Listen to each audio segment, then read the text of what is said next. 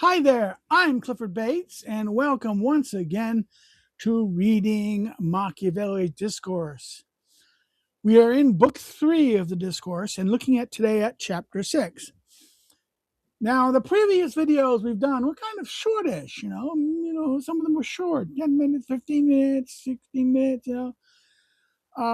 This one is going to be a doozy. This is in fact, this is usually sometimes even printed as an independent little book. This is a very long chapter. It's on conspiracies. Oh, no, yes. So this is one of the longest chapters in the Discourses. And because of this, probably will take a longer time, much longer time. So let's go look at the... It did not appear to me that reasoning about conspiracy should be omitted, since it is a thing so dangerous to princes and private individuals. For many more princes are seen to have lost their lives and states through these than by open war. For to be able to make open war on a prince is granted to a few. To be able to conspire against them is granted to everyone. So again, this is the point, that he's saying that for princes, conspiracies are kind of important because it's they can either be taken out by conspiracies or through open war. I mean, direct action. And the problem with direct action is only few people can actually do such a thing.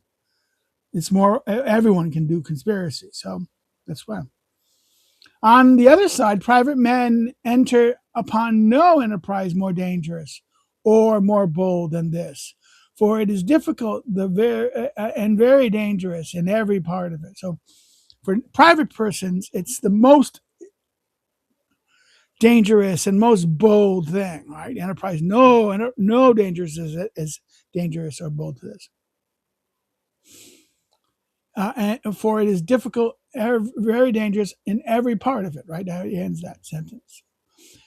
Hence it arises that many of them are attempted, and very few have the desired end. So therefore, many are attempted, because everyone can do it, but it's very difficult. So that many are attempted, but few achieve the desired end.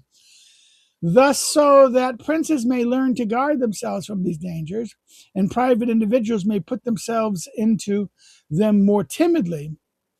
So therefore, his goal is the stated goal of this is to advise princes how to guard themselves against it, and to teach private individuals maybe they should go more timidly, carefully into such things.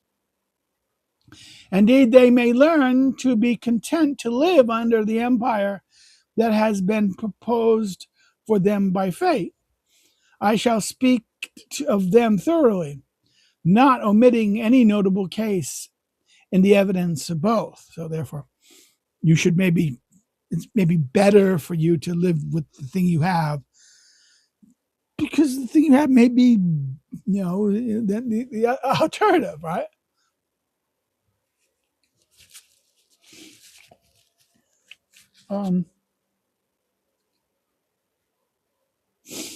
And truly, the verdict of Cornelius Tacitus is golden, which says that men have to honor past things and obey present ones, and they should desire good princes and tolerate them, however they may be made. Right? That's from his histories. And truly, whoever does otherwise most often ruins himself and his fatherland. So if you don't, this is almost like a warning that maybe you should be very careful, that you should not ruin the fatherland, and sometimes maybe accepting the prince you have may be the better course of valor, right? He's saying, he's warning in that sense. And overturning of things, because they run the risk of undoing things or maybe losing the fatherland.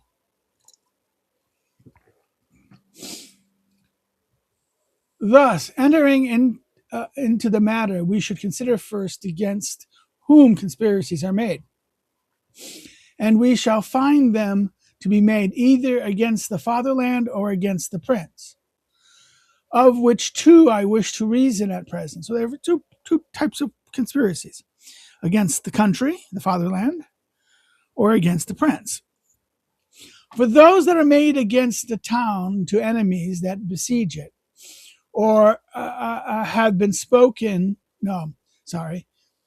besiege it, or that have for any cause a similarity with this, have been spoken of before above. And by this he means in Discourses 2, chapter 32, right? We shall treat the first part of those against the prince, and the first we shall examine the cause of these, which are many. Okay, so making sure the microphone is still on. Gotta keep the green light notified. Okay, because it's been I did this already, and I didn't notice that the light was dead in there for the phone.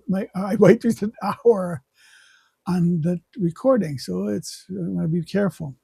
In other words, it's the first part against the prince, and we shall examine the causes of these, which are many. So the causes are many causes. But he says, but one of them is very important. So what are the causes that cause people to enter conspiracies? Right? Against the prince. Why do they act? Why do they act? What makes them want to act? He says, one of them is very important, more than all the others, and this is being hated by the collectivity. In other words, don't be hated by everyone. In other words, you have to be hated by everyone. In other words, both sides, left, right, there's no one for you. Avoid to be hated by everyone. For it is reasonable that the prince who has excited this universal hatred against himself has particular individuals who have been more offended by him and who desire to avenge themselves. So therefore, again, he's talked about this in the prince. Avoid contempt and avoid being hated. You may be feared but not hated. So again, this is a very common theme in Machiavelli. This desire of theirs is increased. Hiccups. This desire of theirs is increased by the universal bad disposition that they seem to be excited against him. So therefore, they've been harmed by him, or they feel harmed by him. They believe themselves to be harmed by him, or actually, or believed, perception, and that they and they think because everyone hates them, I'm going to go do something against them, right? A prince thus should flee from these private charges, this situation, these claims. Don't. And what he has to do to flee them, I do not wish to speak here, since it has been treated elsewhere. And by elsewhere, I mean both Discourses 2, Book 2, Chapter 24, and Prince 19, Chapter 19 of the Prince. In other words, don't touch their property and women and things like that, right? When he goes, for if he guards if he guards himself from this, simple or particular offenses will make him less trouble for him, would make less trouble for him. Again, so in other words, don't be universally hated. Don't be universally hated. Don't be in contempt. Be contemptible. And perhaps maybe not do certain types of offenses. Now he continues this.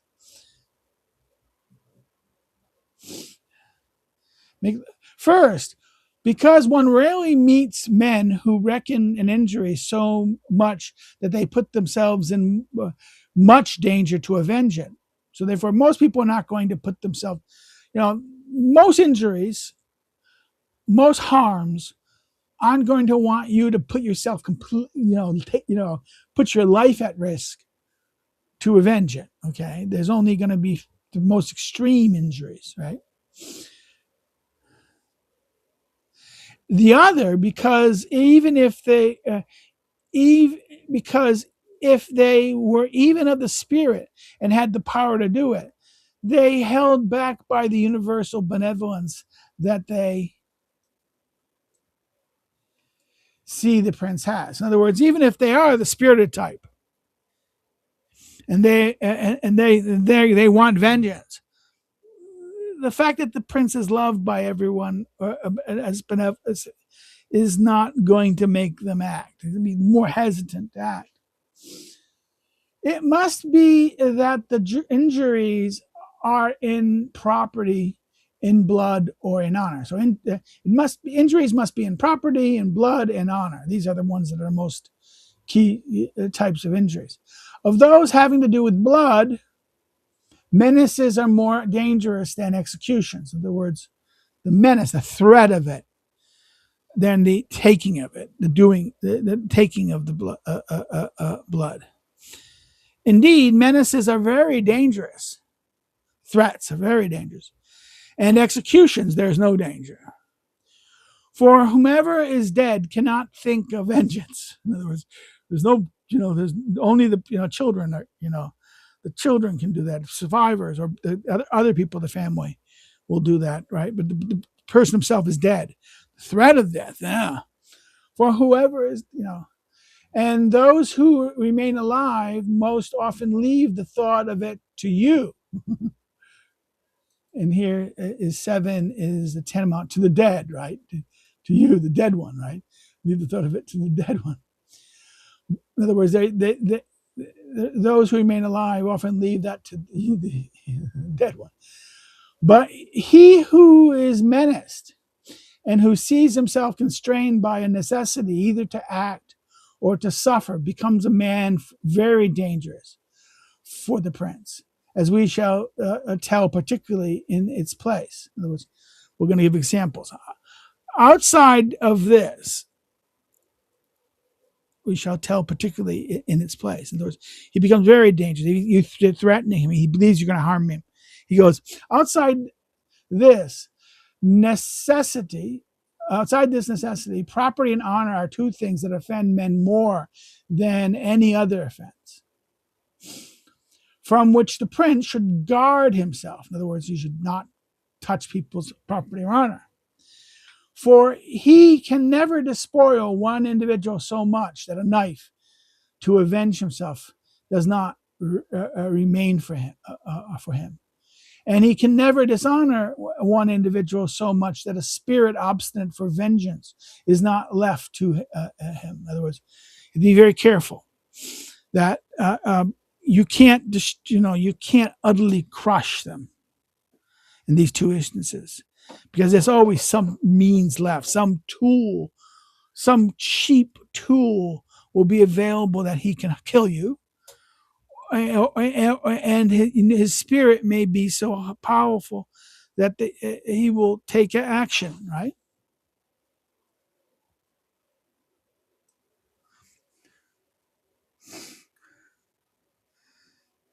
Of honors taken away from men, that concerning women is the most important. After this, contempt for one's person. So two things regarding why people act for honor. They're women, their lovers, the people that they care for them, or you've shown them contempt. You've hurt their pride, or you hurt their sense of self. This armed Panusius against Philip of Macedon. This has armed many against others. Many has armed many others against many other princes. In other words, don't be careful about this. He's saying that this not the example of who took out Prince Philip Macedon also is the case against many people have done this to many other princes. In other words, princes who have hit these two things, either their honor or the contempt for the person. Honor is the most powerful thing. In our times, Giulio Bentalini, and making sure, I'm going to put it on this one, hold on. So I can see the light, make sure it's not dead. Oops. Giulio Bentalini, Bellanti. Okay, sorry, I'm going to destroying the Italian names. Would not have been moved to conspire against Pandolfo, the tyrant of Siena, if he had not, if not because he had been given by him, and then had taken away a daughter of his wife, a daughter of his for a wife, as we shall tell in its place. Now, Castello had Luenzo and Giuliano, but later in this chapter, in just chapter 6. While Guardini does not mention the Bellini conspiracy in his histories, Pandolfo was a tyrant or prince of Siena from 1498 to 1512.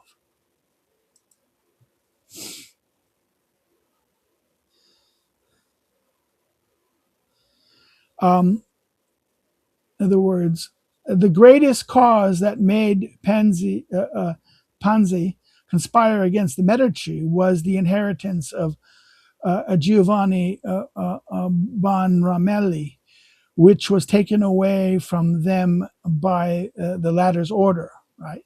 So again, this is the famous Florentine history, book 8, account of the conspiracy against the Medici, the famous incident there, right? Another cause of it, and a very great one, that makes men conspire against the prince is the desire to free the fatherland that had been seized by him. In other words, and he's gonna now. In other words, the prince has taken the fatherland, and they want to free. You want to free them, and he says, "This caused move Brutus and Cassius against Caesar. This has moved many against the." Okay, this is Phalariases. Okay, this is what, 12. Hold on. Cicero Diophices, the Phalaris was slain by the general multitude in Origanum, right? Dionysius and other Caesars of the fatherland. Nor can any tyrant guard himself from this humor except by laying down the tyranny. In other words, there's two types. There's the people who take the control, seize the fatherland, take control and rule princely or monarchically or tyrannically, or and any tyrant can never guard themselves against this humor. And because no one is found who does this, in other words, giving down the tyranny, right? Few are found who do not come out badly. In other words, tyrants are always going to come out badly in a sense. In that sense, that very few do surrender, and few few are found who do not come out badly. This is the problem of tyranny, because everyone wants to free the fatherland. Hence arises that verse of Juvenal: "To the sons-in-laws of Cretius, few kings descend without killing and wounds, and few tyrants with a dry death." Again, this is from Satires, right? Juvenal Satires 10, right? The dangers that are born in conspiracies, as I said above, are great, since they are born at all times. For in such cases, dangers is encountered in managing them. They're planning them in that sense, managing them, organizing them, executing them, and after they're executed. So the 3 stages. Those who conspire are in other words, now, so and it's those who conspire either one or they're more. So there's 2 levels of this. There's the organization, the execution, and the after effects. And it's either by one per individual or there by more. With one individual, it cannot be said that it is a conspiracy, but a firm disposition arises in one man to kill the prince. This alone lacks the first of the three dangers incurred in conspiracies. For before the execution, no danger is born, since no other has the secret. Nor does he bear the danger that his plan will come back to the ear of the prince. In other words, this decision so made can fall to any man of whatever sort, great, small, noble, ignoble, familiar, or not familiar to the prince. For it is permitted to everyone to speak to him at some times. And so whomever it is permitted to speak, it is permitted to vent his spirit. In other words, you can think, and you can vent your spirit. Panusius, who have been spoken of other times, right? Again, 15 is talked about. This is earlier in the paragraph, right? And in Discourses 2:28, killed Philip of Macedon, who was going to the temple between his son and his son-in-laws with 1,000 armed men. In other words, he was heavily armed, right? He was guarded in this case, right? He was still able to take his action on him, right? A Spaniard, a poor and abject, gave a stab in the neck of King Ferdinand, King of Spain. It was not a mortal wound, but one may see from it that he had spirit and occasion to do it. Right? This incident occurred December 7th, 1492. See Prince 21 for Machiavelli's assurance that Ferdinand was alert to the possible conspiracies.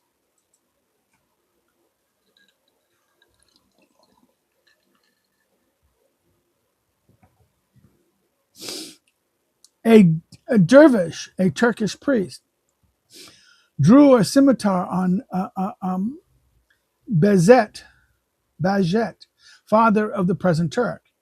He did not wound him, but he had indeed the spirit and the occasion if he wished to do it.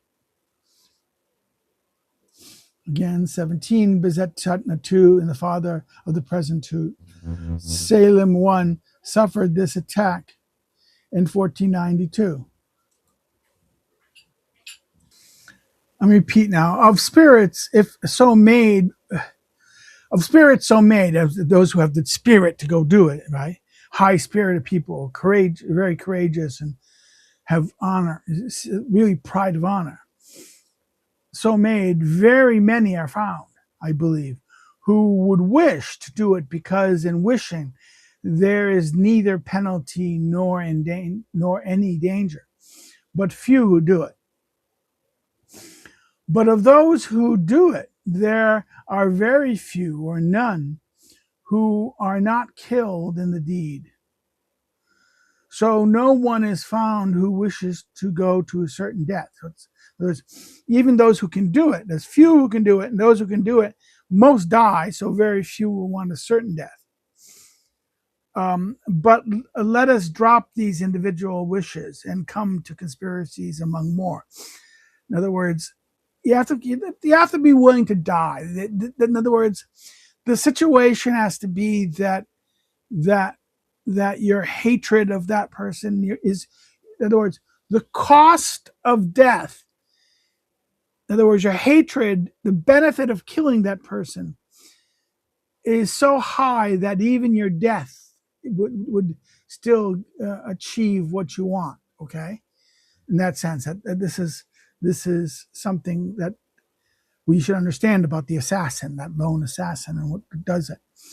Now, they could be of right mind. Those of right mind, those of not of right mind, they won't assess this right. But even people of right mind whose honor has been so violated or their love of their country is so high, they can be motivated to accomplish this in that sense. But again, they have to consider that their love of that is even more higher than their life. But we're going to drop this, he says here. Now, 3, I say that it has been found in the histories that all conspiracies are made up by great men and those that are very familiar to the prince. Now, 18, Aristotle's Politics highlights this point in book 13, not book 13, it's Becker number 1311A8. This is book 5, right? I think book 5, right? Yeah. Those made by great men and those very familiar to the prince. For others, if they are not quite mad, so the crazy people, are unable to conspire, since weak men and those not familiar to the prince lack all hope and all occasions that are required for the execution of the conspiracy. So in other words, the mad people are not that all there in their mind and not reasonable. They will maybe do it. But most people who are not mad, they're going to, unless they have unless you have access and the ability to do something, it doesn't make sense to try, right? The execution of the conspiracy. They lack all hopes and the occasions that are required for executing it. First, weak men are unable to find a match in whomever might wish to keep faith with them. In other words, they need a partner. They need someone who's going to keep the faith with them. A weak person is not going to be the kind of person that will get other people who can do it. For one individual cannot content to their will under any for one individual cannot consent to their will under any of those hopes that make men enter into dangers, so that they are enlarged to 2 or 3 persons. They find accusers and are ruined. In other words, they need to get enough people to do it. In other words, if they don't have a person of great ability in other words, co-conspirators, then what happens is they keep on enlarging, but once they enlarge the number of conspirators, it's more likely that they'd be discovered and are ruined, right? But even if they have been so happy as to lack this accuser, in the execution they are surrounded by such difficulties for not having easy entry to the prince. It is impossible for them not to be ruined in its execution. In other words, you don't have access to the prince. You can't have access to him. Then it's going to be hard to execute this. Now, of course, technology alters this criteria in that sense. You don't have to be close away. You can be far away. You can, this time it's usually the time we're talking about knives and physical weapons of close proximity to the prince. But you can use weapons that can kill people far away. Therefore, you have to. This is why security of people sometimes they keep line of sight, and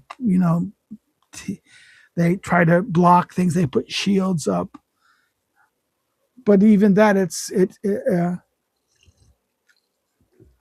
other words, the technology question makes this more. This isn't a world where there's in order to kill someone, you have to be very close. So Machiavelli's things can be, you can say, oh, but this is now we can do this far away. But the basic principle of these things is still true in that sense. So if you don't have access to them, you don't have ability to do it, then it's going to be very difficult to do it.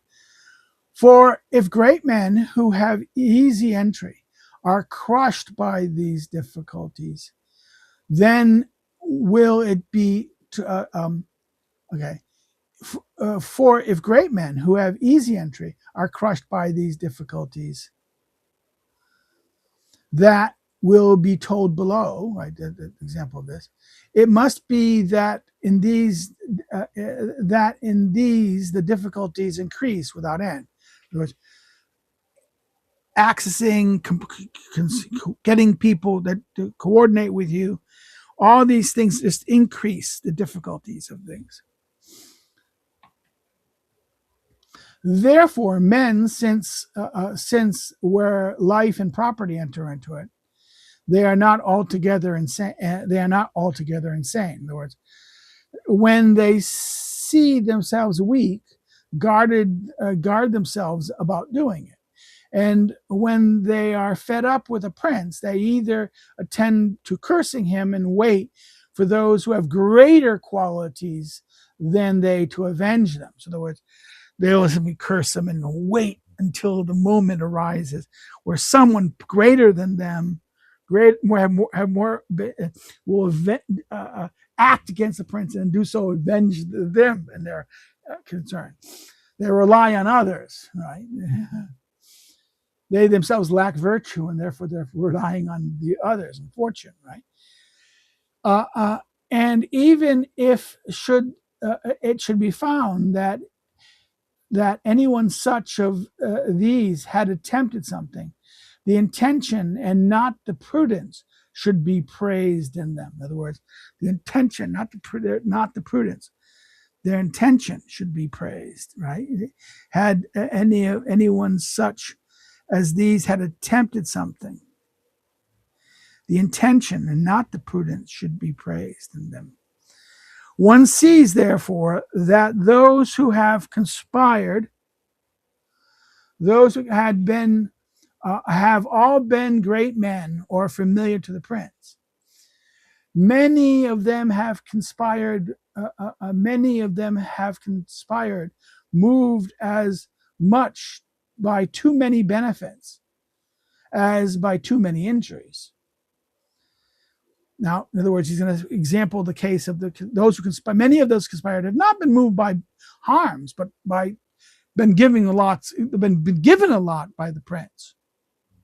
And he's going to list it, as was Parnasius against Commodus, Platinus against Severinus, and Sejanus against Tiberius. In other words, all of these were placed by the emperor in so much wealth, honor, and rank that it did not appear they lacked anything for the perfection of their power but the empire. And since they did not wish to be lacking in this, they were moved to conspire against the prince. In other words, these guys, the prince gave them all these wonderful rewards. The emperor or the ruler gave them all these rewards, rewarded them, and gave them all this power. Only thing they didn't have of total power was the title of the empire, and they wanted that as well. Okay, all their conspiracies had the end that their ingratitude deserved, although of similar ones in the fresher time, that of Japaco di Apanero against Messer Piero Gambassorati, the prince of Pisa, had a good end. So therefore, the ancient cases that he mentions all didn't work out well. They failed. But the modern case of this one case is similar in fresher times, had a good end. Japaco, although raised and nourished and given reputation by him, then took away the state from him. Now 22, this is Japaco killed Piero Gambassorati, October 1392.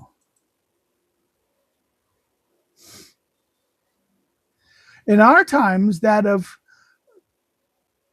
Capanara against King Ferdinand Vaganon was among these. Having come to so much greatness that it did not appear to him that he lacked anything except a kingdom, Capella lost his life because he wished for that, also for that. Now 23, Now, Capello was executed by Ferdinand. This is the Florentine Histories, Book 8. Now, so therefore, there's the example of that it not working out, but there's the example of one working out, but then the example of not working out, right, against Ferdinand. And truly, if any conspiracy against princes are made by great men, ought to have, in other words, if any conspiracies made by great men ought to have had a great end, it ought to be this, since it was made by another king, so to speak, and by one who has so much occasion to fulfill his desire.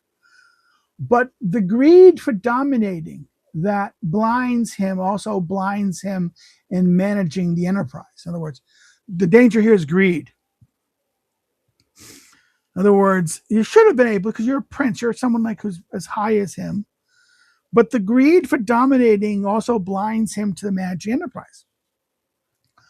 For if they knew how to do this wickedness with prudence, it would be impossible that they not succeed. In other words, if they knew how to do this wickedness with prudence, this is very interesting. Wickedness tied to prudence. This is a quite different. Machiavelli is very interesting here, because for prudence traditionally is understood to be the right act. Here is knowing how to do the wrong act, the bad thing rightly. Right. This is very contrary to the classical conception of prudence. This is more like cunning in the sense. It would be impossible that they not succeed. Thus, a prince who wishes to guard himself against conspiracies should fear more those to whom he has done too many favors. Right, 24. Right, pleasures given to pleasure, than those to whom he has done too many injuries. 25. Look at Prince 17, right?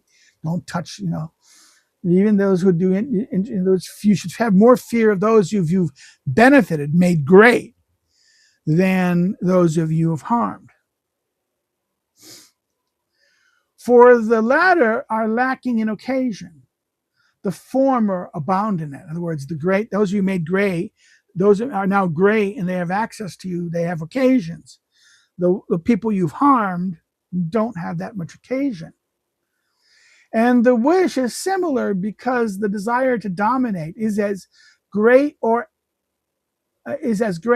as or greater than that of vengeance. In other words, the desire to dominate, the desire, the greed to dominate this thing is more powerful, is as great, or maybe even is greater than vengeance, right?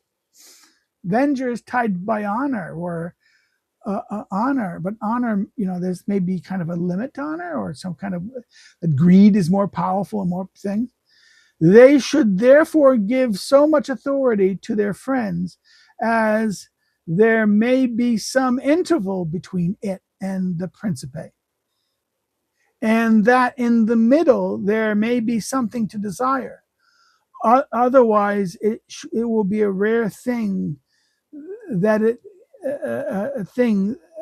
if it does not happen to them as to princes written above. But let us return to that order. So in other words, what does he say here? He's saying, okay, the way to avoid this is not make them great as they're evil to you, but make them great that there's a middling place, that they're not equal, they don't have a level of power or status as high as the principate, but something intermediate to the principate. In other words, middle, that there may be something to desire. Otherwise, it will be a rare thing that doesn't happen, that it will follow the same one. If you give them everything that you have, all the status, power, and things that shares with you, then they want they want to get rid of you. They want it for themselves, and want to rule. They want to be in control of everything. In other words, you have to give a middle state, as he's saying, Machiavelli is saying here. I say that since those who conspire have to be great men and have easy access to the prince, one has to discourse of the results of their enterprises, such as they have been, and to see that they made them, to see the cause that made them happy or unhappy. In other words, have they succeeded or not, or achieved. So the result of their enterprises. So one has to discourse the result of their enterprises to do this. As I have said above, dangers are found within them at 3 times: before, in the deed, and after, right?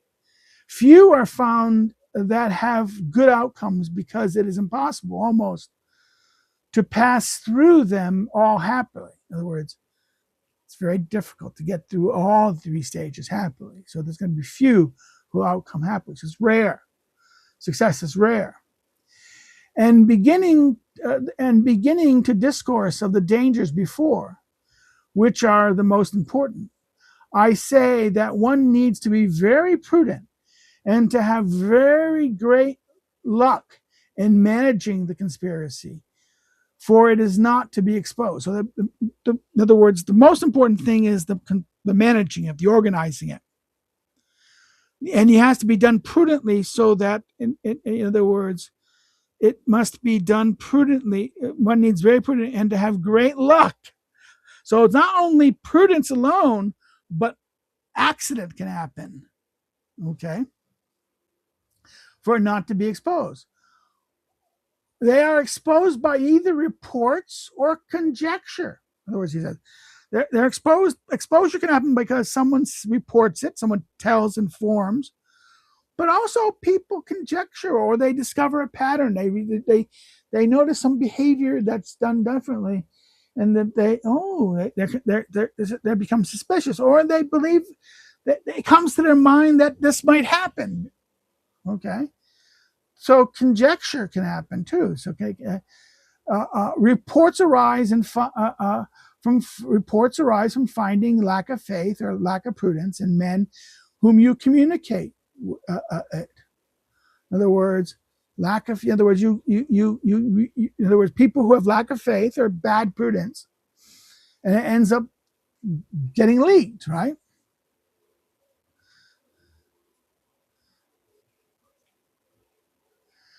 Lack of faith is easily found because you cannot communicate it except to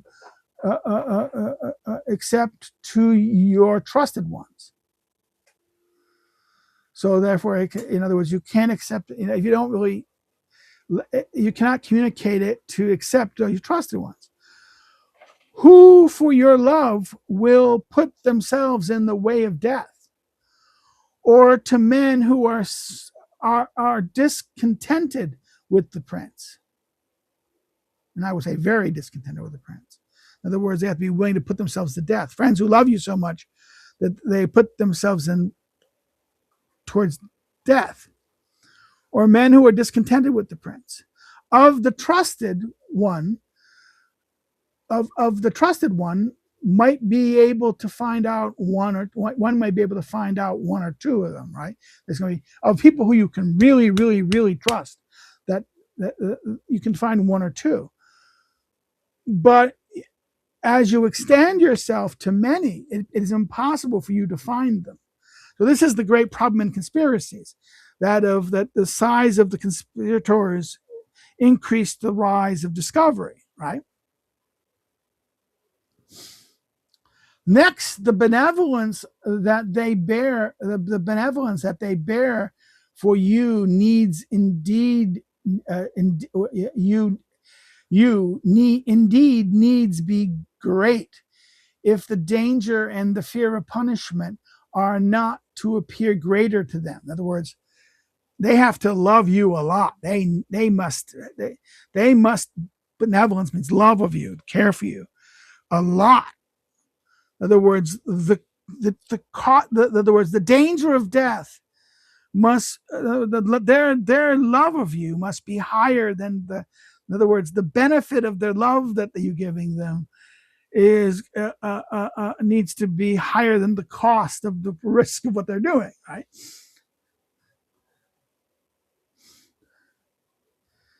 If the fear of danger, fear of punishment is greater for them than their love, then no. Next, men most often deceive themselves about the love that you judge a man to bear to you, nor can you ever secure yourself of it unless you make experiment of it. And to make experiment of it, this is very dangerous. In other words, people deceive how much other people love you. The only way to know is to test it. But if you test it, you risk what little benevolence you might have had before. So this is why he says this is a even if you have made an experiment of it in some other dangerous thing in which they have been faithful to you, you cannot from that faith measure this faith, since this surpasses every other kind of danger by far. In other words, the danger of entering a conspiracy to kill the prince, to engage in this. This is far more than that. So be careful if you said, oh, we've worked together, we've done things together. Well, you have to compare apples to apples, not apples to pears or apples to dates. In other words, just because in the past you've done things together and done brave, acted in a situation that they were willing to work with you, doesn't mean that they have that same, they worked out you because they care for you. They're going to care for you this much because this may be different. That this measure, this one, since this surpasses every other kind of danger by very far.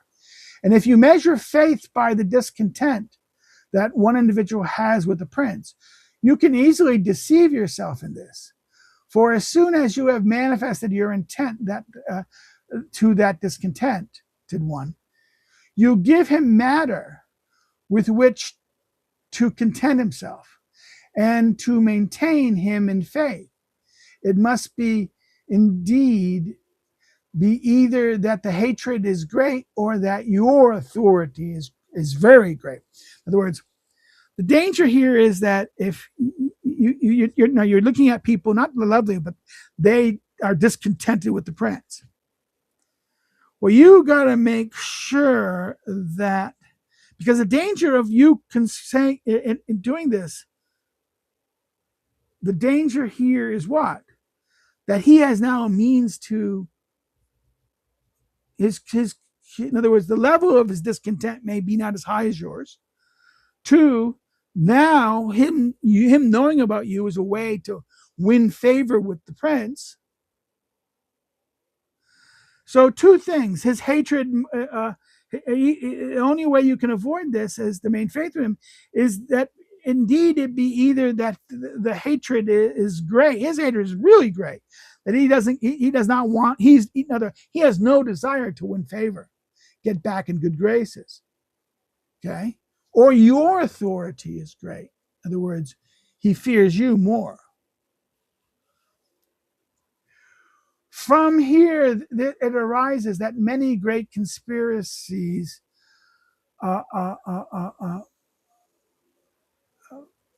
many great conspiracies are revealed and crushed in their very first beginnings. And that when one has been secret among many men for so long time, it is held a miraculous thing, as was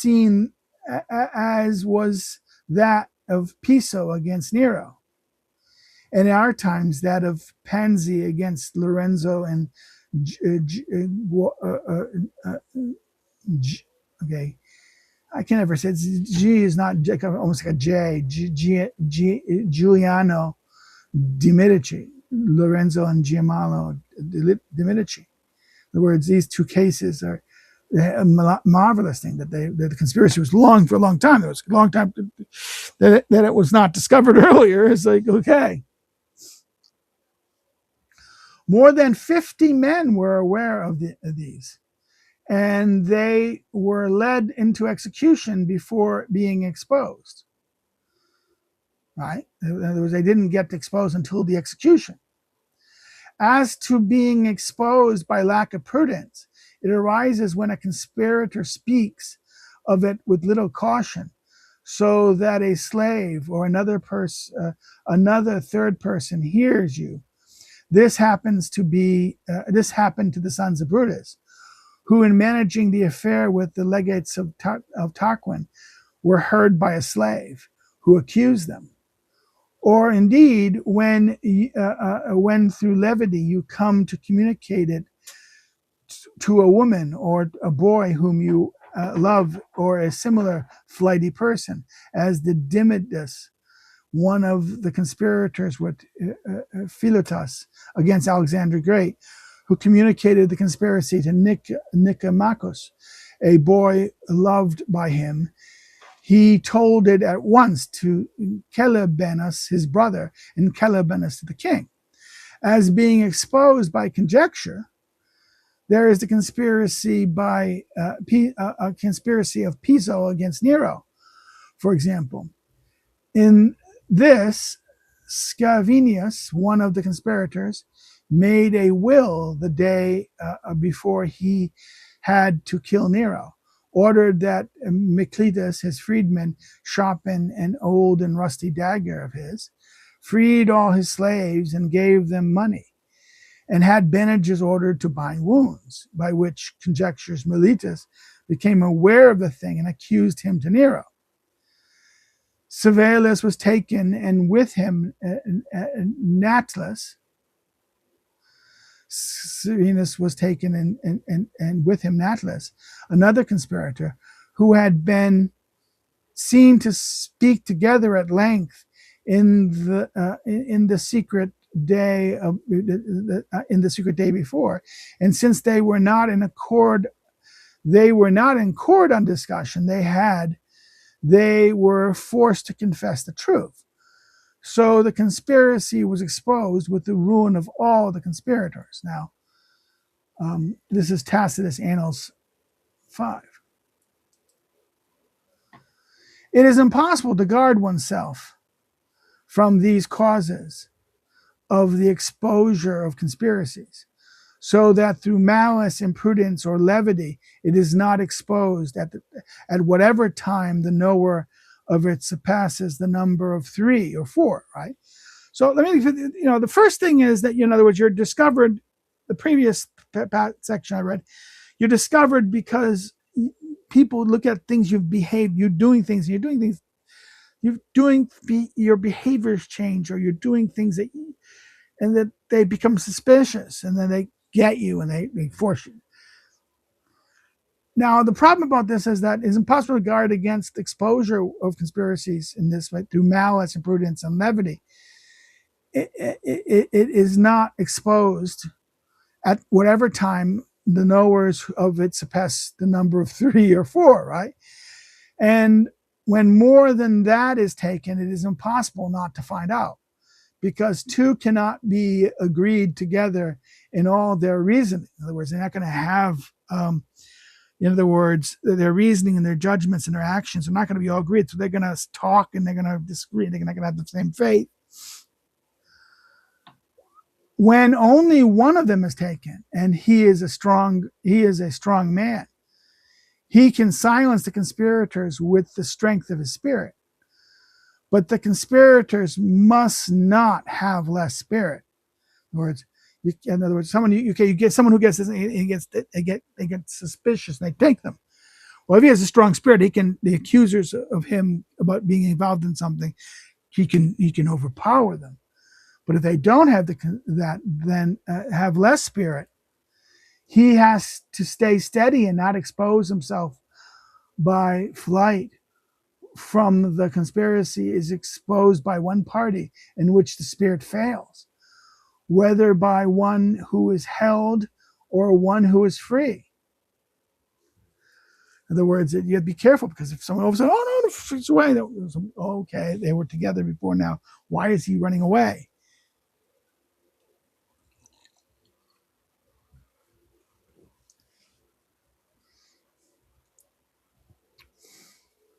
A rare is the example introduced by Titus Livy in the conspiracy made against Hieromenos,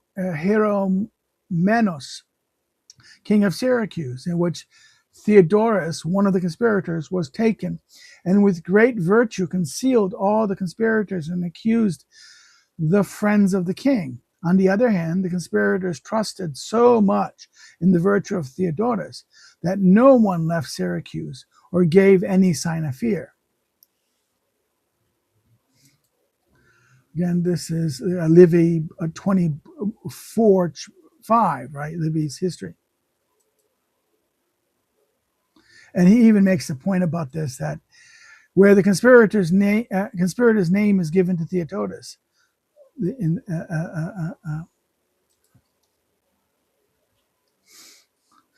thus one passes through all these dangers in managing a conspiracy before one comes to the execution. In other words, all these dangers that he mentioned, for which one wishes to escape, there are these remedies. In other words, you want to escape them. First and the most true, indeed, to say better, the only one, is not to give time to the conspirators to accuse you, and to communicate the thing to them when you want to do it and not before. In other words, you're going to engage it, and don't give them time. Restrict the time before action. In other words, the planning. In other words, you do the planning, you get conspirators, they're with you, but you don't give them time you get them to agree or not, right? And you force them, he says. For those who have thus escaped for certain the dangers in practicing it, and most often the others, indeed, they have all had a happy end. So therefore, as long as you've done this way, this happening. And any prudent individual would have occasion to govern himself in this mode. In other words, this is a way to do it. Don't give them any time. I wish it be enough for me to bring up two examples. Nelematus, unable to endure the tyranny of Aristotimus, tyrant of Epirus, gathered many relatives and friends in his house.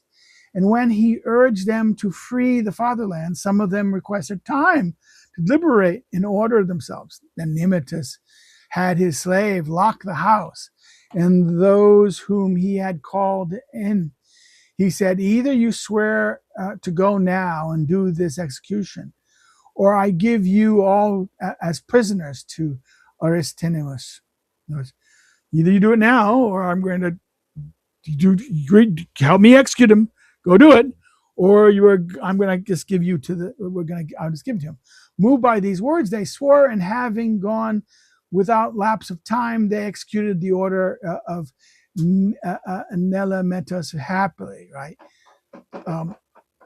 When a Magian had by deception seized the kingdom of the Persians, and Ortanes, one of the great men of the kingdom, had understood and exposed the fraud, he conferred with 6 other princes of that state, saying that he was about to avenge the kingdom from the tyranny of that Magian.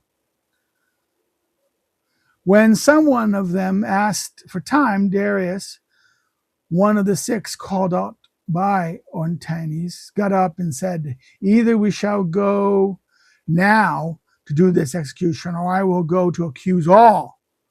And so, getting up in accord without giving time to someone to repent, they executed their plans happily. Again, 34, this is from Herodotus.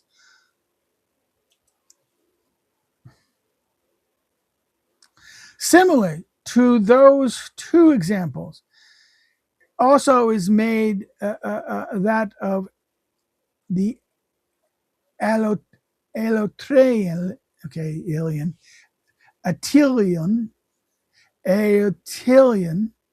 adapted for killing Nabis, the Spartan tyrant. They sent their citizen Alexis Tenabis with 30 horses and 200 infantrymen under the color of sending him aid.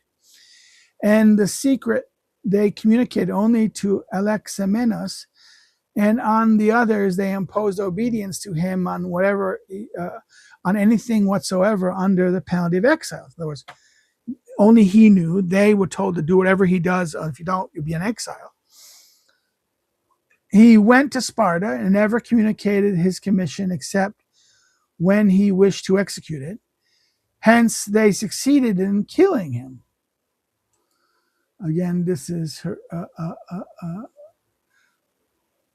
Livy. Is that Livy 35? Well, let's make sure. Yeah, Livy from Livy's history, book 35.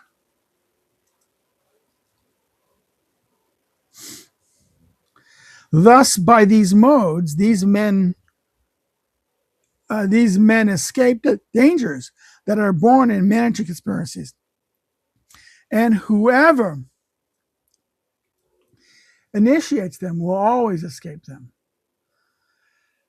Next, in other words, if you've done it this way, if you don't give them time, there's the time between planning and organizing and getting the conspirators involved and executing it. That's the thing. To show that everyone can do as they did, I wish to give the example of Piso, cited above. Piso was a very great and very reputed man, and a familiar of Nero, in whom he trusted very much. Nero often went into his garden to eat with him. Thus Piso could make friends with men of spirit, of heart, and disposition, apt for such an execution, which is very easy for someone great. And when Nero was in his fitting gardens, he could come communicate the affair to him.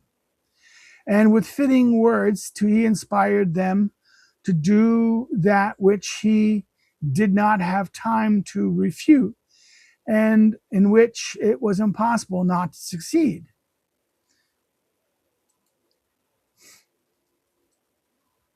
Tacitus Annals 15.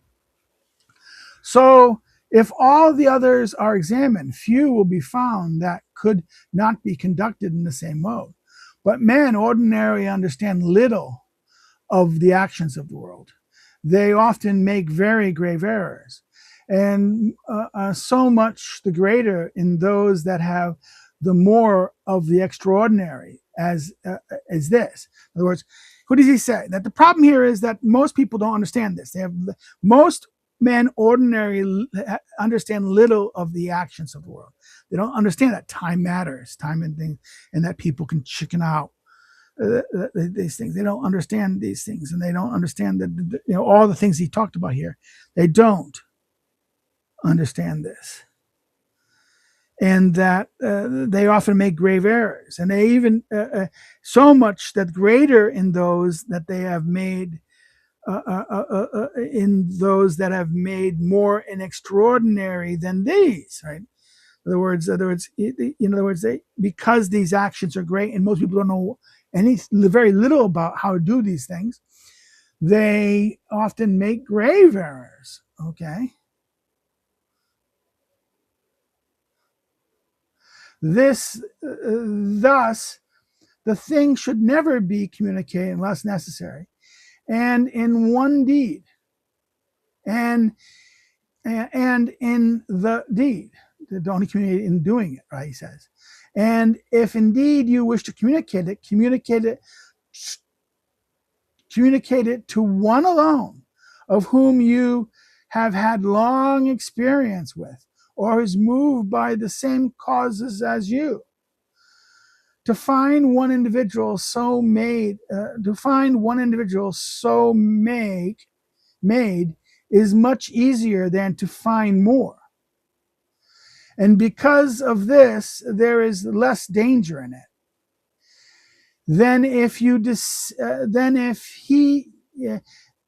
If even he deceives you, there is some remedy to defending yourself, which there is not where the conspirators are very many.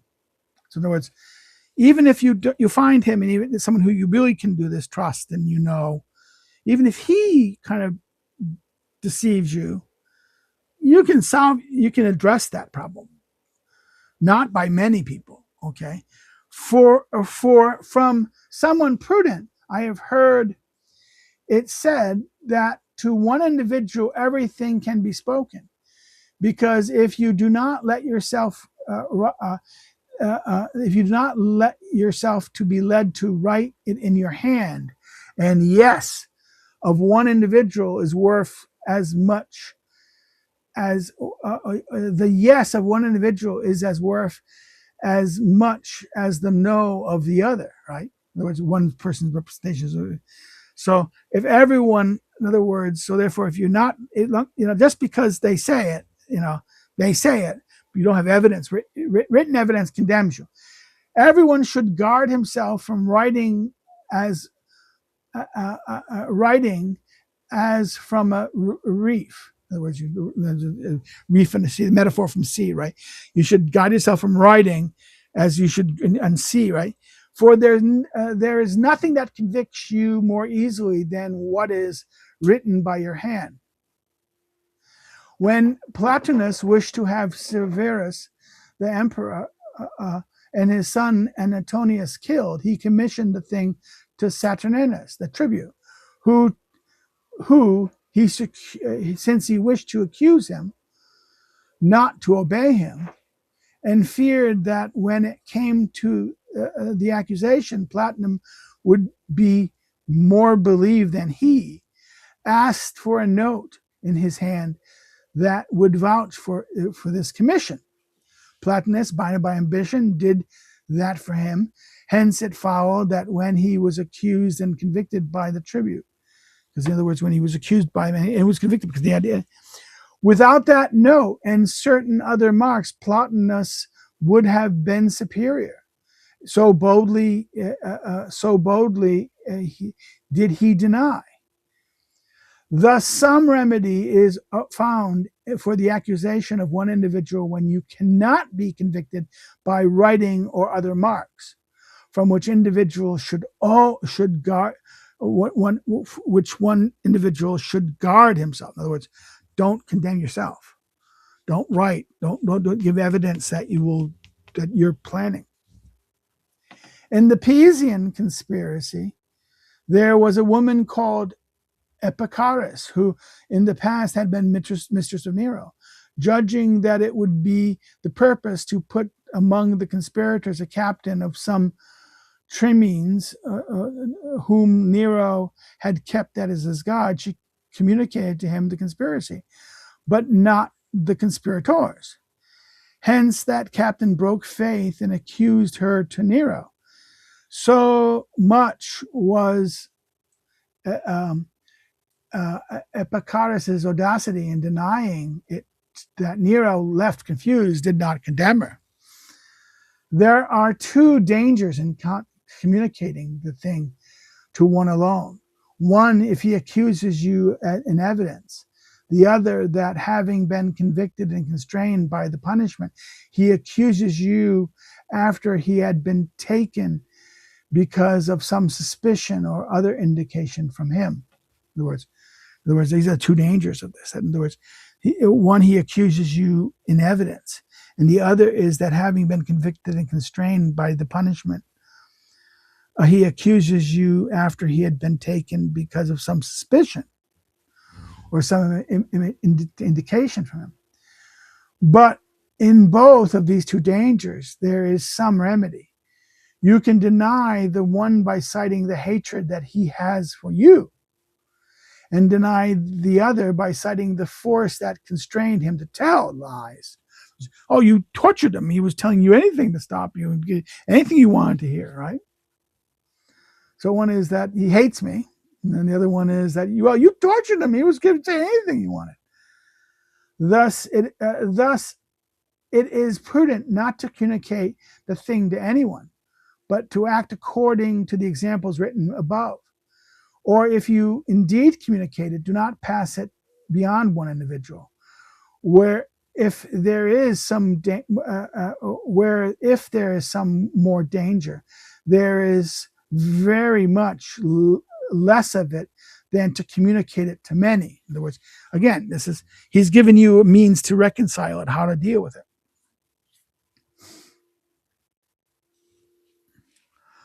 Close to this mode is when a necessity constrains you to do. In other words, necessity constrains you to do the prince that which you see the prince would like to do to you, which is so great that it does not give you time except to think about securing yourself. In other words, this is another close mode. The close to this mode is the problem of you see the prince wants to harm you, so you have to harm him. In other words, constrains you to do to the prince what you see the prince would like to do to you, right?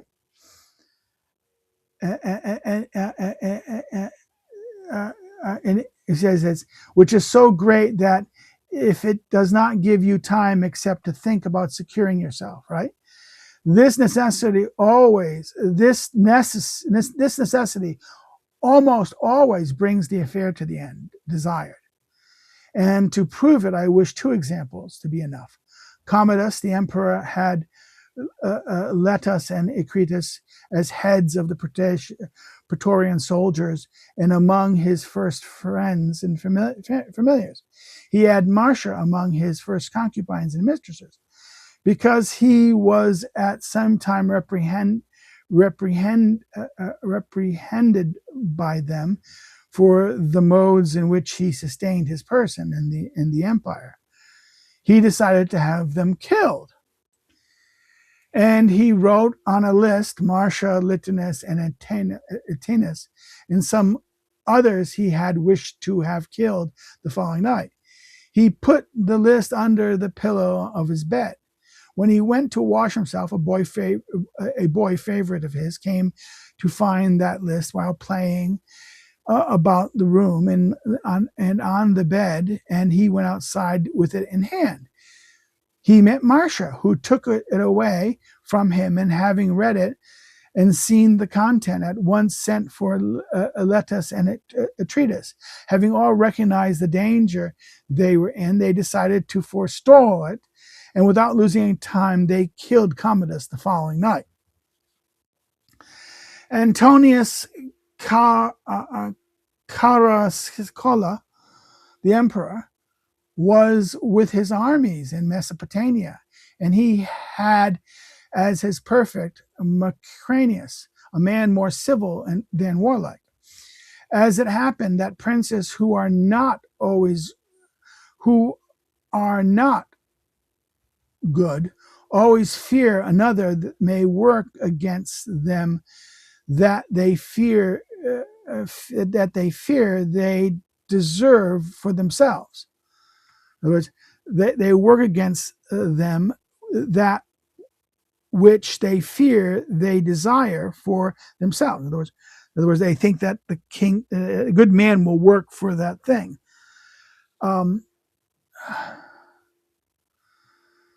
Antonius wrote to his friend Materianus in Rome that he should learn from the astrologer if there was anyone who aspired to the empire and make him aware of it. So ask him who's going to aspire to the empire, who's going to be great. Hence, Materianus wrote him that Marcanus was one who aspired to it. And when the latter reached the hands of Macretus before those of the emperor, and because that he recognized the necessity of either killing him before a new letter arrived from Rome, or of dying, he commissioned the centurion Martella, his trusted one, whose brother Antonius had killed a few days before him, to kill him, which was executed by him happily. Again, this is 40. This is the Herodian, the history of Herodian 4. In other words, he killed him. He's been okay. I'm not going to kill him, but he wants to kill him. Why don't you kill him? because he killed his brother. Antonius has killed the brother before. Thus, one sees that the necessity that does not give time produces almost the same effect as the mode above told by me that Natalis of Esperus held to. In other words, this is exactly the same. One also sees that which I said almost at the beginning of this discourse, that menaces offend princes more than they are the cause of efficacious conspiracies. In other words, that menaces offend princes more and are the cause of more efficacious conspiracies than offenses. From those a prince should guard, in other words, from those a prince should guard himself, for they either have to caress men or to secure themselves against them, right? Again, this is, 41. This is going to be, again, Prince, book 3, right? You caress men or you guard themselves, and never reduce them to such straits that they have to think they must either die or make someone else die. In other words, don't push them to the extreme where they think they're going to die. You must, you must caress men or secure them against them. And if you don't get them to think that you're threatening them, that they're going to die, never reduce them to think that they must either die or make someone else die.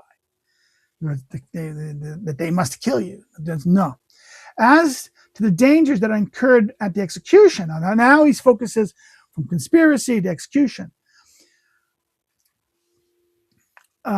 These arise either from varying the order, or from spirit lacking in him who executes it, or from an error in the executors make through lack of prudence, or through not bringing the thing to perfection by leaving alive part of those who are planned to be killed. I say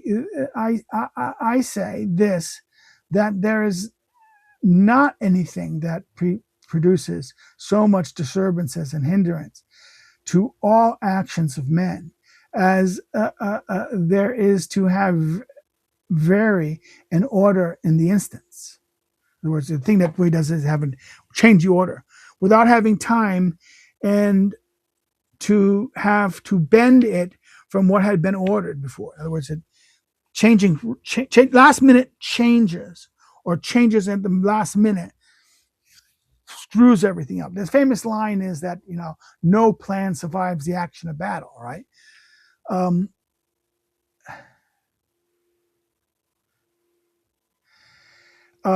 If this variation produces disorder in anything, it does so in the things of war and similar things to those which we're speaking. In other words, this is that famous line that no plan survives first contact with the enemy.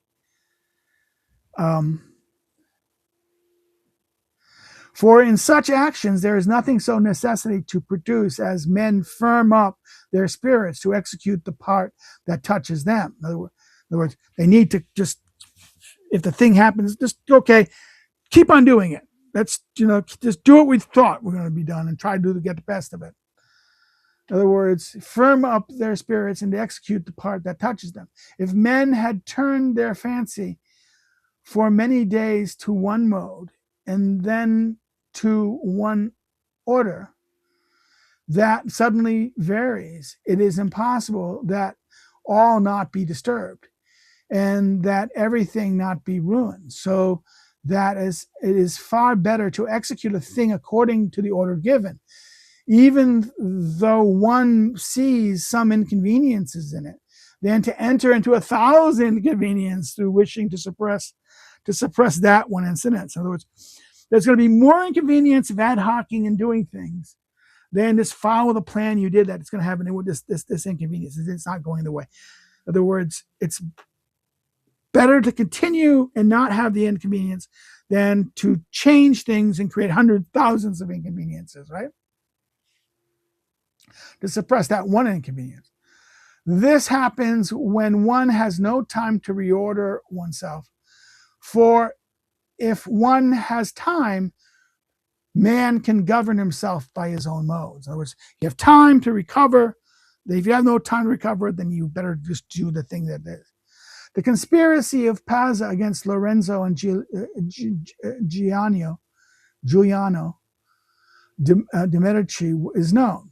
The order given was that they give a breakfast for the Cardinal San Giannino and kill them at the breakfast, in which it had been assigned who had to kill who had to kill them, who had to seize the palace, and who had to run through the city and call the people to freedom. It was everything you had to plan, everything they had to do certain things. It befell that it was the Pazzi, the Medici, and the Cardinal were in the cathedral church in Florence for a solemn office. It was understood that Giuliano was not breakfasting there that morning.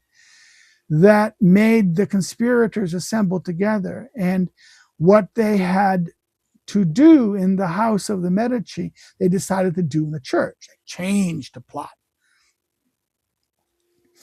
That came to disturb the whole order because Giovanbattista di Montecesco did not wish to share in the homicide, saying that he did not wish to do it in the church. So they had to change new ministers in every action. In other words, change actors in every kind of case, who did not have time to firm up their spirits, and made such errors that in the execution they were crushed. Right, this is the famous case of the thing 42. This is Florentine History, chapter 8. The Pazzi conspiracy was then. In other words, it was so badly botched. The spirit is lacking in whomever executes, either through reverence or through executor's own cowardice. Again, we're saying this is a long chapter, right? The reverence that accompanies the presence of the prince, that it is an easy thing for them either to soften or to terrify the executioner. After Matthias and after taken by Minitaris, a slave was sent to kill him, who, frightened by the presence of that man and by the memory of his name, became cowardly and lost all force for killing him, right? This is example of this. Now, this is 43. This is, again, Plutarch's Charismarius, right? So this is the, so you want to kill him, and it's cowardly to do it, right?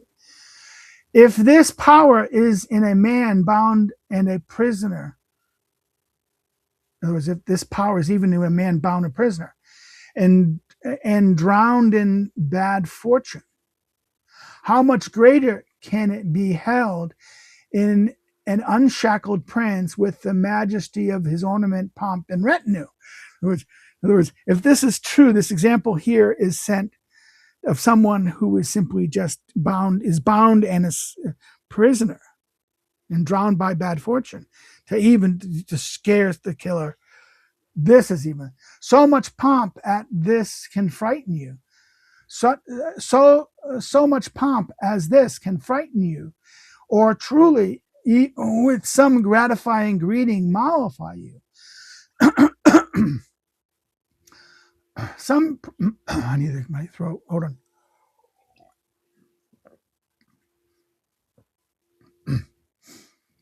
Some persons conspired against Citocleles, the king of Thrace. They fixed the day of execution. They assembled at the palace that had been fixed, where the prince was, but no one of them moved to hurt him. So that they left without attempting anything, and without knowing what had impeded them. They faulted one another. They fell into such errors many times. They fell into such an error many times that when the conspiracy was discovered, they bore the penalty for the evil that they were able and not willing to do. Right? This is even hilarious. Right? They don't have to kill him. They he just said something, and that they did. Oh, they can't do that now. And they started going, why'd you do that? You should have done it. And he goes, this is hilarious.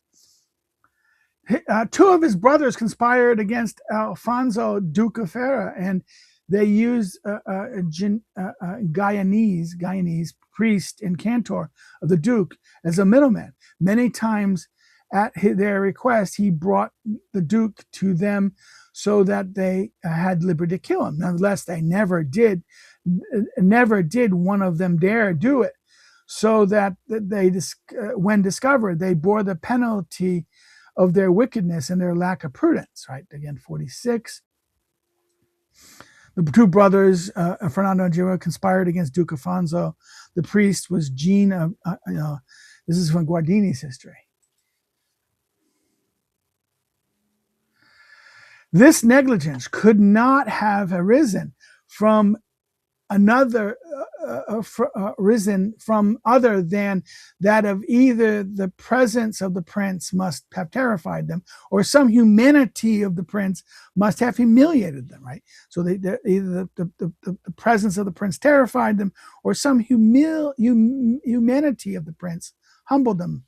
In such executions, inconveniences or errors arise through the lack of prudence or the lack of spirit. For both of these two things possess you. In other words, you must have spirit and prudence. If you have lack prudence, you lack spirit, you're not going to be able to carry this out. And when carried away by that confusion of brain, you say or do things you ought not. You say or do things you destroy the execution. You foul on. That men are possessed and confused, Titus Livy cannot demonstrate better than when he describes Alexamenos the Attilian when he wished to kill Nabis the Spartan, of whom we have spoken above. Right, when the time of the execution came, he had exposed his men to do. In other words, he had exposed his men to do what had been done. Titus Livy says, and he himself gathered his spirit, confused by the thought of so great a thing. In other words, he gathered his spirit, and he himself gathered his spirit, confused by the thought of so much. Even that's, for it is impossible that anyone not be confused, even though firm of spirit, and used to the death of men, and to putting steel to work. In other words, if you're not, this is going to be difficult. Even if you are, in other words, it is impossible for that anyone not be confronted in that kind of extreme moment of even though a firm spirit, and used to the death of men, and putting steel. In other words, even then they're going to be occasion of being confused. Therefore, one ought to choose men experienced in such managing, and to believe in no one else, even though they held, even though held very spirited. In other words, you better have experience. Men who can, choose men experienced in managing such, and to believe in no one else. They need to be able to keep their mind straight and not get, even if they have great spirit, they need to make sure that they can do what needs be done. If they can't, in other words, if they can't they can't keep their mind not confused, therefore they, spirit alone won't help it. It's spirit plus doing the act and doing it correctly. Even though held very spirited. For of spirit in great things, there is no one who may promise himself a sure thing without having had experience. In other words, you cannot have a sure thing without having experience. For in spirit, in great things, there is no one who may promise himself a sure thing without having had some experience of it. You have to know about it, done it. Thus, this confusion can either make the arms drop from your hands or make you say things that produce the same effect. In other words, you may drop the weapon, you might do things or say something that changes the, Lucrilla, sister of Commodus, ordered that Quintus kill him. He awaited Commodus in the entrance of the amphitheater, and approaching him with a naked dagger, cried out, "The Senate sends you this." Which words made him be taken before he had lowered his arm to strike. Messer Antonio di Volterra, delighted as was said above, to kill Lorenzo de' Medici, said in approaching him, "O traitor," which utterance was salvation for Lorenzo and the ruin of the conspiracy. For the cause, in other words, you say things. You say something before you do it, or you say it before that destroys the thing.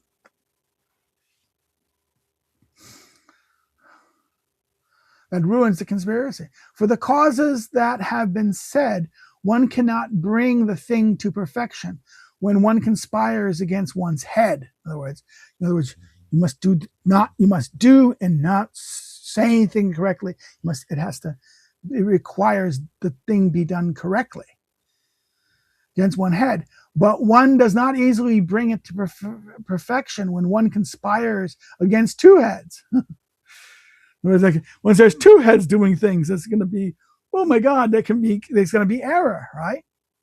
For indeed, it is so difficult that it is impossible that it succeeds. For to do a like action at the same time in different places is almost impossible. For one cannot do it at different times if one does not wish the one to spoil the other.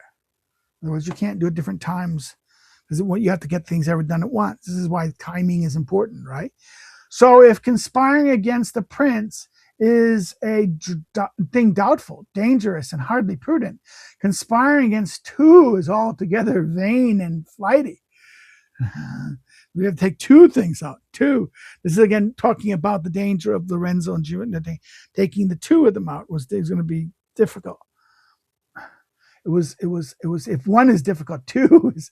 If one prince is dangerous, doubtless, and hard, conspiring against two is vain and flighty. If there were not reverence, for the historian, I would never have believed what Herodian says of Plotinus when he commissioned Saturninus, the centurion, to kill Severus and Antonius. Alone kill Severus and Antonius, who inhabited different countries. For it is a thing so distant from the reasonable that any other than this authority would not make me believe it. In other words, if it wasn't for the reverence I have for this historian, it's the only reason why I believe it, because it doesn't make sense otherwise. That one man would be, in other words, he commissions Antonius the centurion to kill Severus and Antonius, who inhabited different countries. Certain young Athenians conspired against Diocletes and Hippias, tyrant of Athens. They killed Diocletes and Hippias, who left, avenged him, Clarion and Leonidas, Herculeans and disciples of Plato, conspired against Clericus and Satanus, tyrants. They killed Clericus and Satanus, they killed Cleritus and Satanus, who remained arrived, avenged him. The Pazzi, in other words, okay. So they killed these two, and they killed and Hippias, who was left, avenged him. So therefore, these are examples of two people. The Athenians conspired against these two. They killed a tyrant of Athens. They killed Diocletian. Hippias, who was left, avenged him. Cleon and Laodamas, Herculeans and disciples of Plato, conspired against Clerus and Saturninus, tyrants. They killed one, not the other. They killed Clerus, not Saturninus, who remained alive, and avenged him. The Pazzi, many times cited by us, succeeded in killing only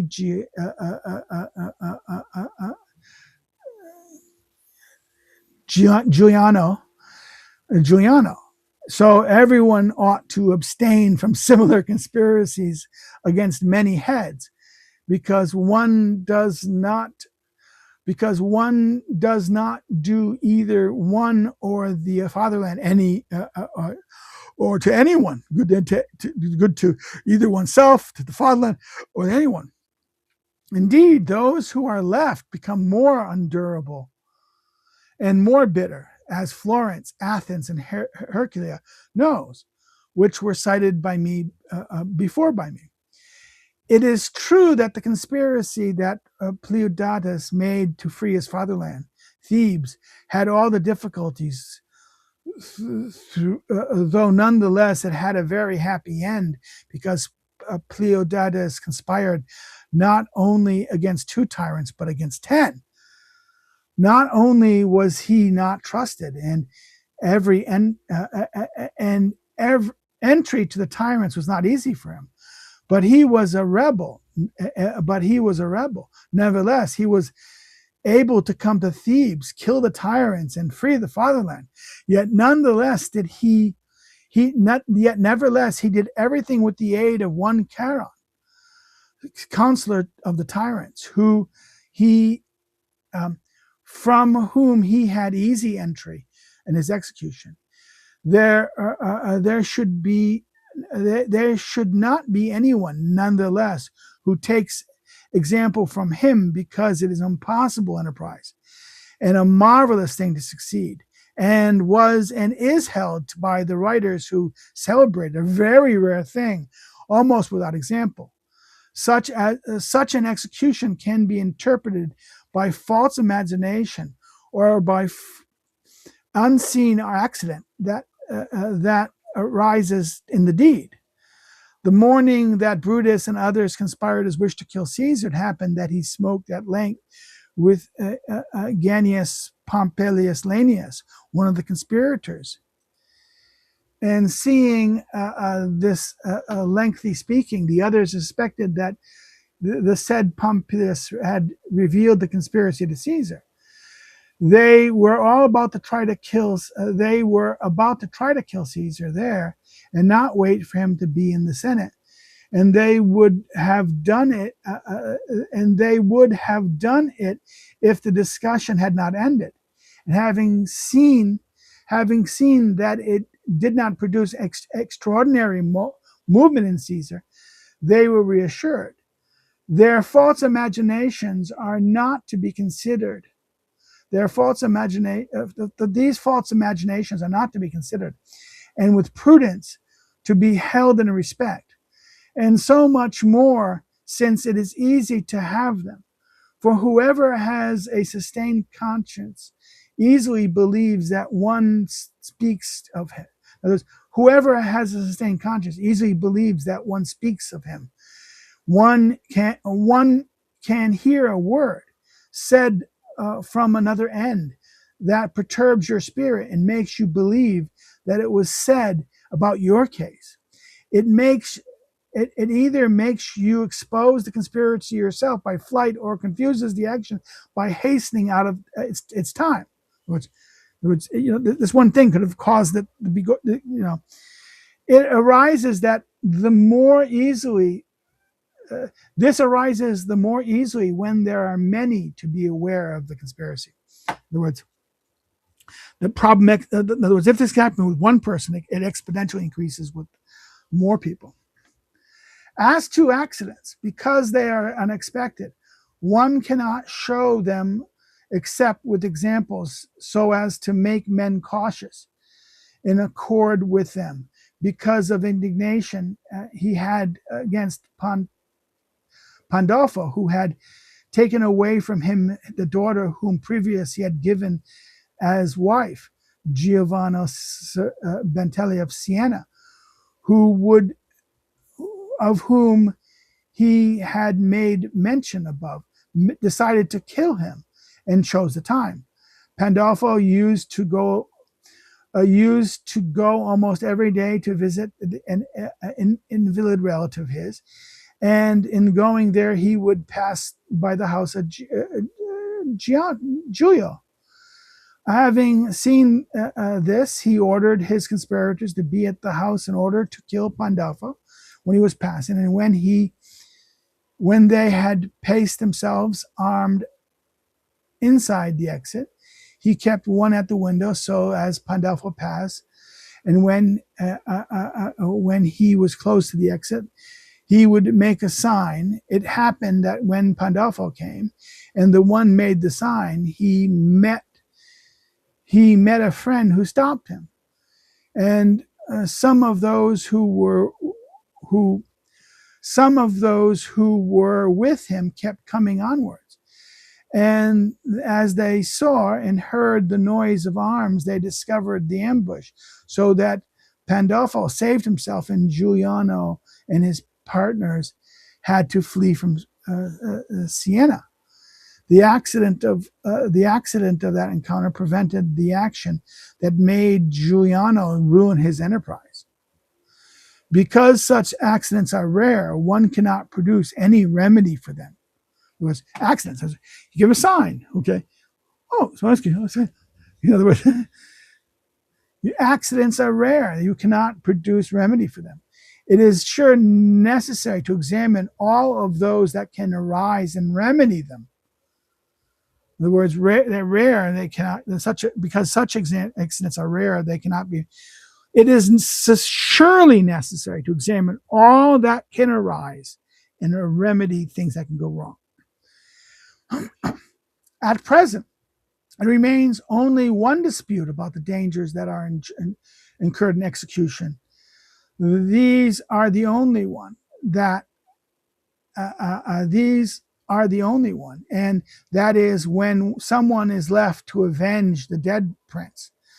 Thus his brother can be left, or his sons, or other adherents for whom the principality reigns. They who may produce this vengeance can be left either by your negligence or by the causes said above, as happened to Giovanni Andre Lepano, together with his conspirators when they killed the Duke of Milan. Since a son of his and two of his brothers were left, they were in time to avenge the dead. And truly, in these cases, the conspirators are excused because they have no remedy for it. But when someone is left alive from it, though lack of prudence or through negligence, then it is they that merited no excuse. Some Flori conspirators killed Count Giormino the Lord, and took his wife and his children, who were small, since it appeared to them that they could not live secure if they did not become masters of the fortress, and the Castilian was not willing to give it to them. Madonna Caterina, so the countess was called, promised to conspirators that if they let her enter it, she would deliver it to them, and might keep her and they might keep her children as hostages. Under this faith, they let her enter it. As soon as she was inside, she reproved them from the walls for the death of her husband, and threatened them with every kind of revenge. And to show that she did not care for her children, she showed them her genital parts, saying that she still had a mode of making more of them. So short of counsel and late of perceiving their error, they suffered the penalty of the lack of prudence with a perpetual exile. But of all the danger, now this is the famous Caterina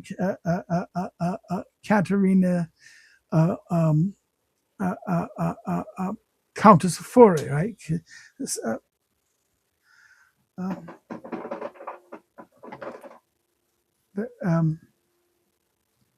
Hold on, the Sforza, the Caterina Forza, right? But of all the dangers that can come with after execution, there is none more certain nor more feared than when the people is the friend of the prince that you have killed. For conspirators do not have any remedy for this, since they can never secure themselves against it. For example, there is Caesar, who, because he had the people of Rome as friends, was avenged by it.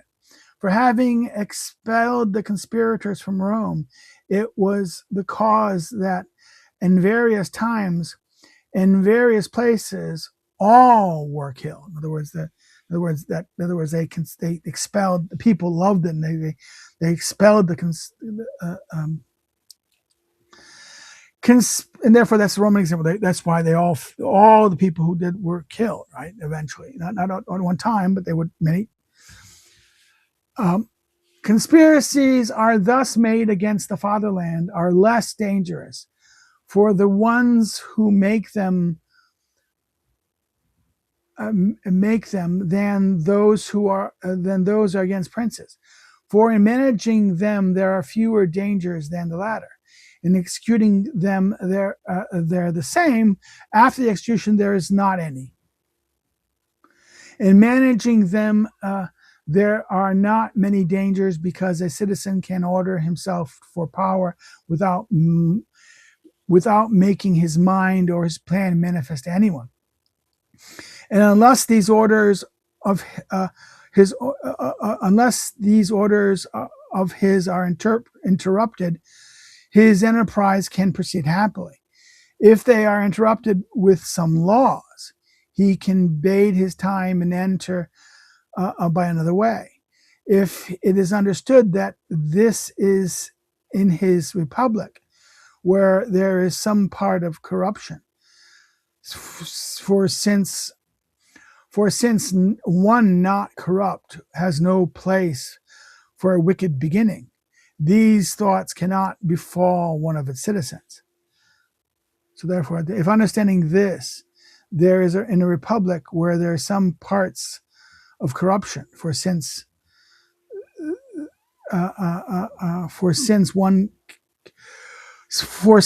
one not corrupt has no place in wickedness, these thoughts cannot befall one of its citizens. So don't have places where corruption happens. The citizens can aspire to a principality by many means and many ways when they do not bear the danger of being crushed, both because republics are slower than a prince, less suspect less, and through this are less cautious, and because they have more respect of their great citizens and less, and through this the latter are bolder and more spirited in acting against them. So therefore, this is almost the inverse of the comments about those in republics are greater, more bolder. This is like the negative things, that the city is in a principality by any means, because when they're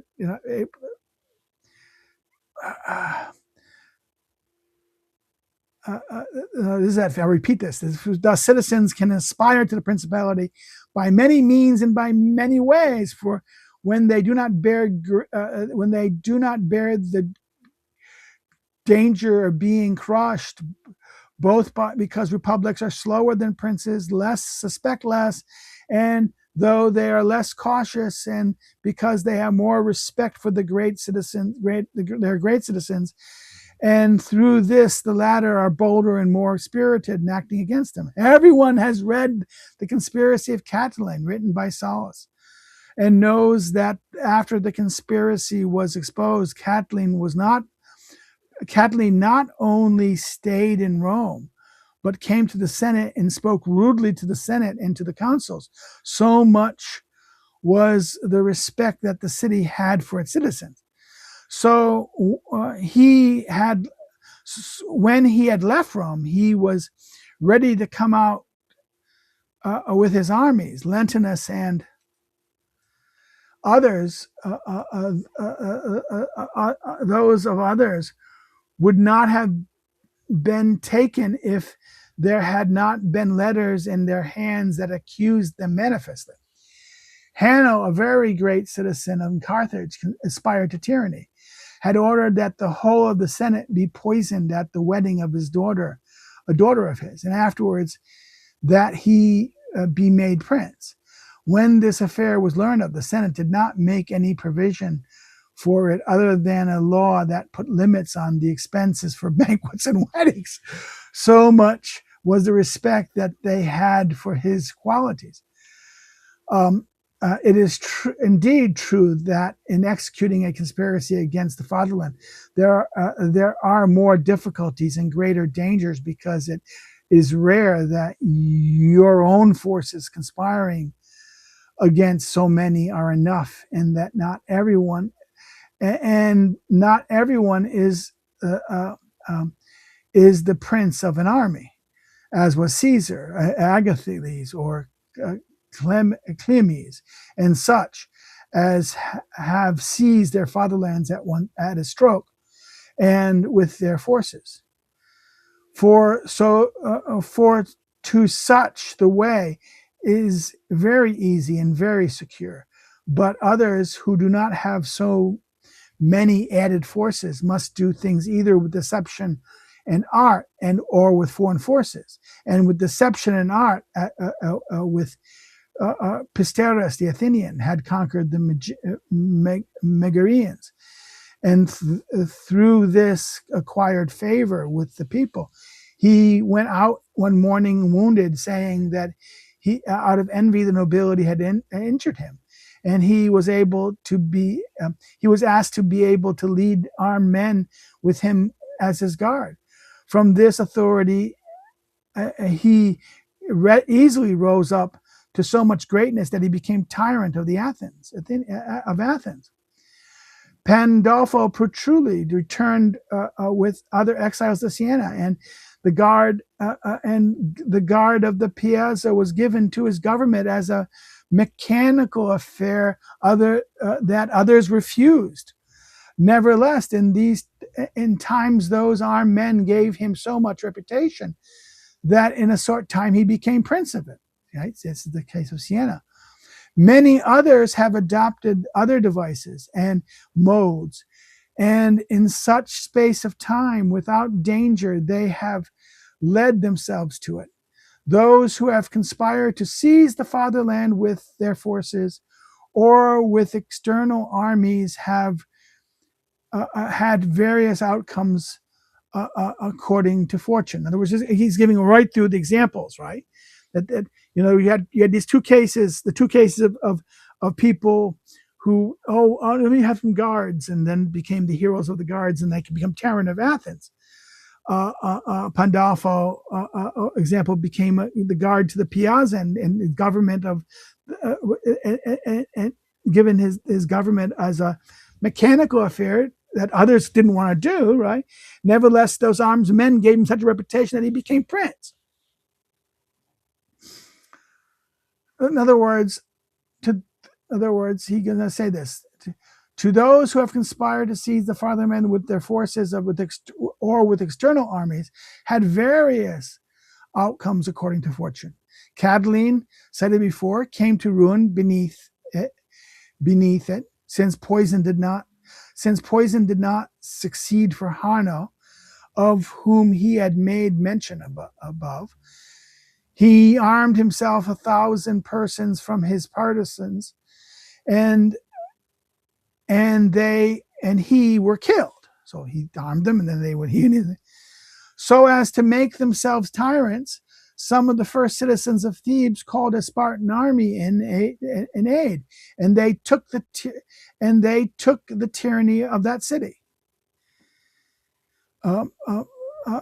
So when the conspiracies made against the fatherland are examined, none or few will be found that were crushed in their managing, but all were either successful or ruined in the execution. When they were executed, they no longer bore any other danger than the nature of the principle, the nature of the principality bears in itself.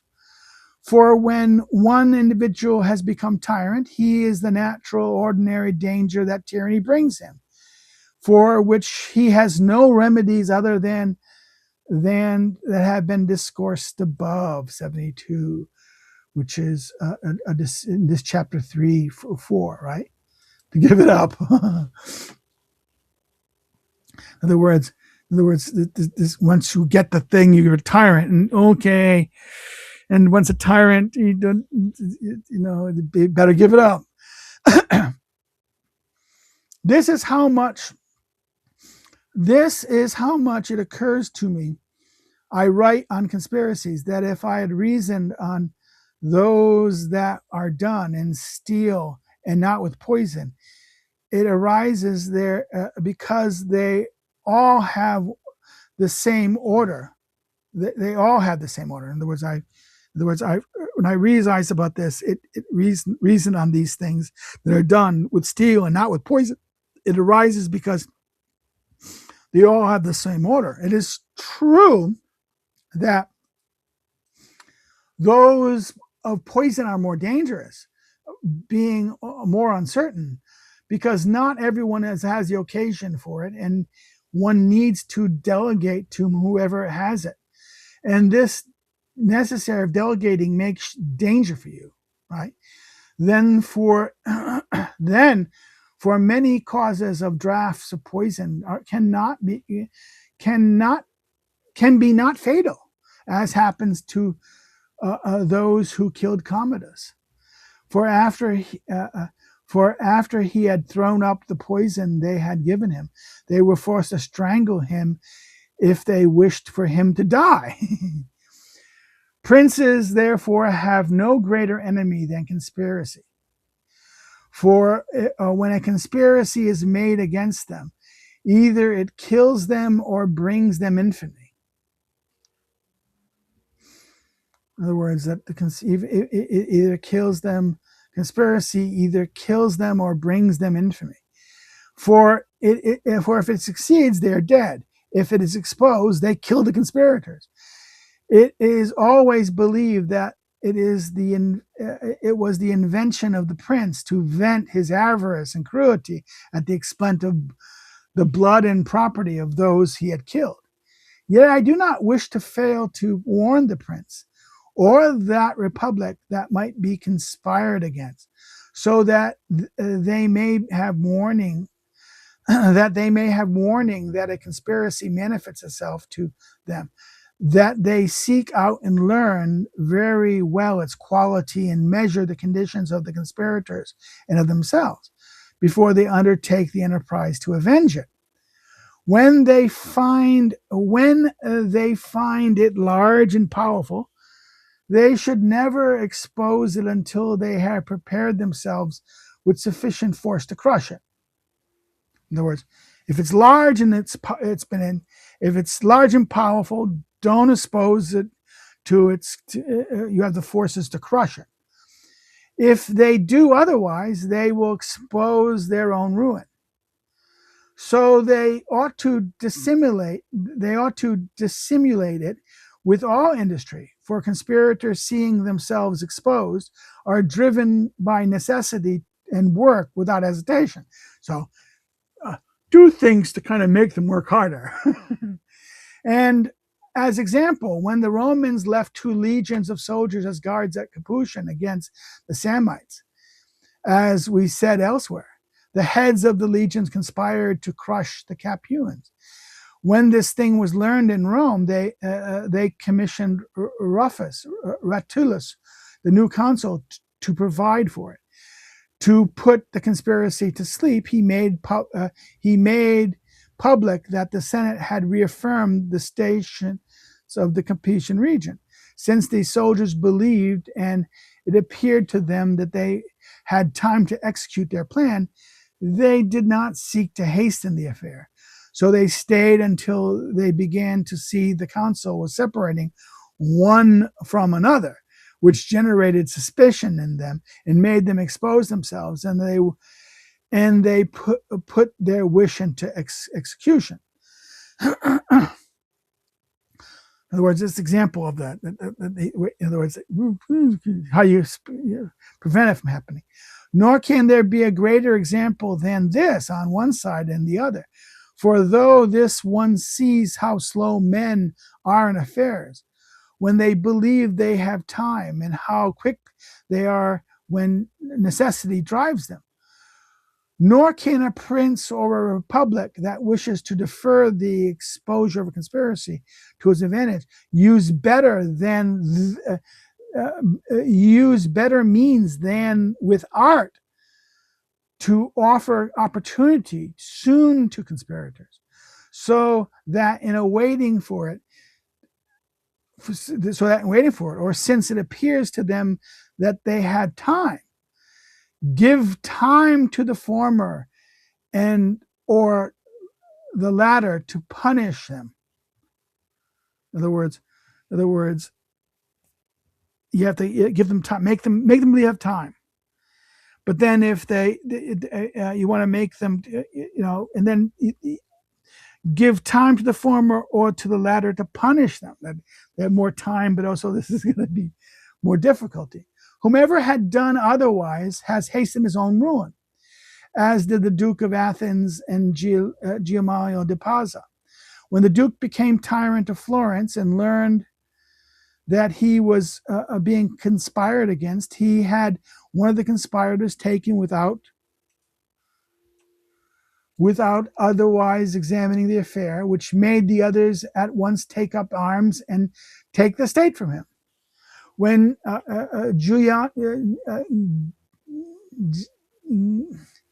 Giuliamelio, I can't say this name, Giuliamelio was commissioner of Valladolid in 1501, he had learned that there was a conspiracy in Arezzo in favor of Vintilli to take the town away from the Florentines.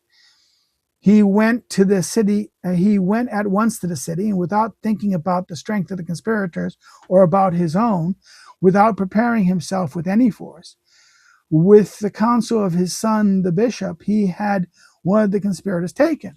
After his taken, the others took the arms and took away the town from the Florentines. And from the commissioner Giuliano became a prisoner. But when conspiracies are weak, they can and should be crushed without hesitation. So if they're weak, crush them without hesitation. So if they're strong, don't immediately crush them, you ruin them. It's better to prolong them and make that so that it becomes easier to derail them, right? Make it more like the conspiracy will fail.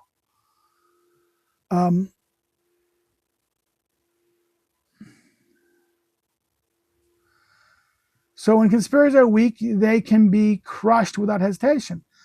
Nor also to be imitated in a mode, in other words, nor also to be imitated in any mode are the two means used almost contrary to one another. The one by the Duke of Athens named above before, who had one individual killed who made a conspiracy manifest to him, shows that he believed he had the benevolence of the Florentine, in other words, he had the benevolence of the Florentine citizen. On the other, Dionysius the Syracusan tried out the intent of anyone who he had under suspicion, had consented that Callippus, in whom he trusted, make a show of making a conspiracy against him. Both of these turned out badly, for the one took away spirit from the accuser and gave it to whomever wished to conspire. The other gave an easy way to his own death. The other gave an easy way to his own death. Indeed, he was his own head of conspiracy, and came to him by experience, because Callippus, being able to deal against Dion without hesitation, dealt so much that he took from him his state and his life. So in other words, this is the example. Don't do it like that. To say, well, find out people. In other words, this is hilarious that Dion does what?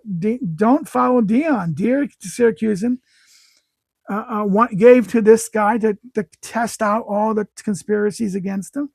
And then what happened is Callippus was being able, because he was so trusted, he could then take out Dion and himself. Oh, this was long. This was too long. This is the longest video probably of this reading of the Discourses. So if you have any comments, and if you survived the reading, if you have any comments, please put the comments below, and I'll respond to them when I see them. If you like the video, hit the like button, share it, comment, share on social media, share with your friends. If you've not subscribed, subscribe. Any of these things help the algorithm, which I haven't had luck on lately, because I've been ill for such a long time. If you want to know more about me and follow me on social media, you can get the information below. If you want to know about my scholarship and check it out, or you want to look at these things, you can even go look at the other links below with the list of the books I've read.